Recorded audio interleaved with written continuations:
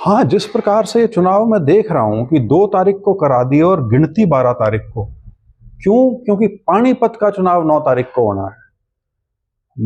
मेरे को तो ध्यान नहीं कि इस प्रकार के चुनाव कभी हुए हों कि 2 तारीख को वोट डलने और उसकी गिनती आप 12 को कराएं। तो वो तो उस चीज को पुख्ता करती है कि ये हर चुनाव के बाद कुछ ना कुछ गड़बड़ करने का प्रयास रहता है। नहीं तो 10-10 दिन गिनती ना हो, और वो भी निकाय के चुनाव की। आमतौर पर इस तरह के चुनाव तो वो हैं जिनकी गिनती उसी दिन शाम को या अगले दिन सवेरे हो जानी चाहिए, अगर कोई रीपोल नहीं हो रहा। लेकिन यहाँ 10 दिन का टाइम इन्होंने बीच में रखा है, और सिर्फ ये कहना कि पानीपत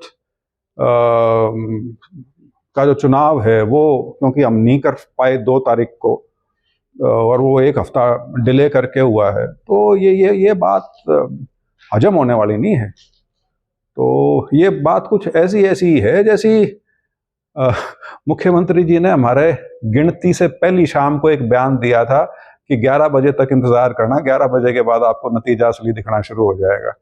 11 या 10 बजे कुछ ऐसा कहा था। तो हो सकता है ऐसी कुछ तैयारी हो रही हो अब भी। क्या मानते हैं सर, ईवीएम में हो सकती है इलेक्शन? देखिए, पार्टी का बिल्कुल ये मानना है कि चुनाव में पारदर्शिता होना सबसे जरूरी है। चुनावी प्रक्रिया के ऊपर प्रश्न चिन्ह नहीं लगना चाहिए। वो हमारी लोकतांत्रिक व्यवस्था के लिए सबसे जरूरी चीज है। और यदि पूरा विपक्ष और एक बुद्धिजीवी का बहुत बड़ा वर्ग यदि ये कहता है कि हमको ईवीएम से तसल्ली नहीं है, तो उसमें क्या परहेज है? जरूर ऐसा कुछ है। और जिस प्रकार से अब कुछ तथ्य सामने आने लग रहे हैं, उनसे लगता है कि हो जरूर कोई गड़बड़ है। लेकिन ये लड़ाई एक लंबी लड़ाई है, क्योंकि ये कानूनी लड़ाई है। क्योंकि इलेक्शन कमीशन तो अदरवाइज अपने कान के ऊपर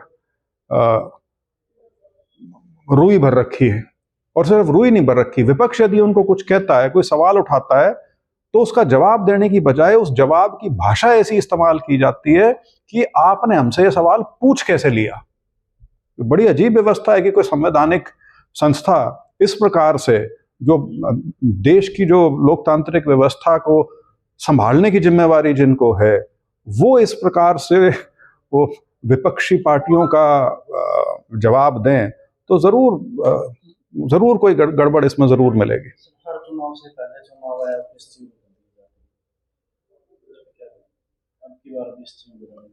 देखिए, शायद ये पहली बार हुआ कि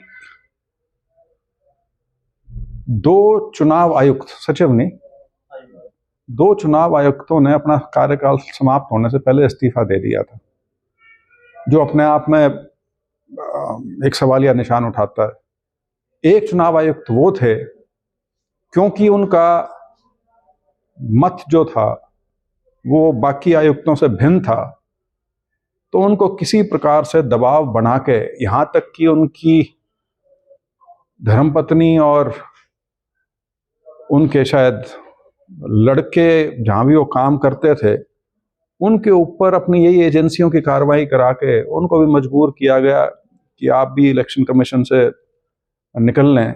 तो ये चीजें कोई कॉन्फिडेंस पैदा नहीं करती, और इसीलिए इलेक्शन कमीशन जिस प्रकार से शक के दायरे में अब आया हुआ है, पहले कभी नहीं आया। हमसे जुड़े रहने के लिए हमारे YouTube चैनल को सब्सक्राइब करें और नई वीडियो की नोटिफिकेशन के लिए बेल आइकॉन को दबाएं। अगर आप ये वीडियो Facebook पर देख रहे हैं तो लाइक जरूर करें और ज्यादा से ज्यादा शेयर करें। धन्यवाद।